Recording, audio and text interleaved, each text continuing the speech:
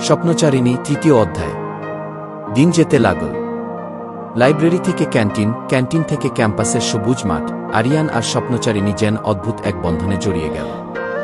একসঙ্গে গল্প করা, বৃষ্টি ভেজা দুপুরে ছাতা ভাগাভাগি করা, কিংবা আকাশের তারা গোনা, সবকিছুতেই তারা খুঁজে পেত একে অপরকে।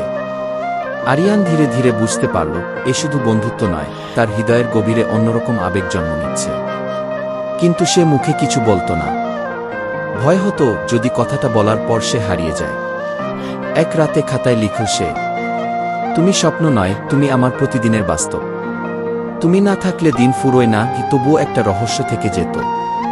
স্বপ্নচারিণী কখনো গভীরভাবে কথা বলত, আবার হঠাৎ চুপ করে যেত।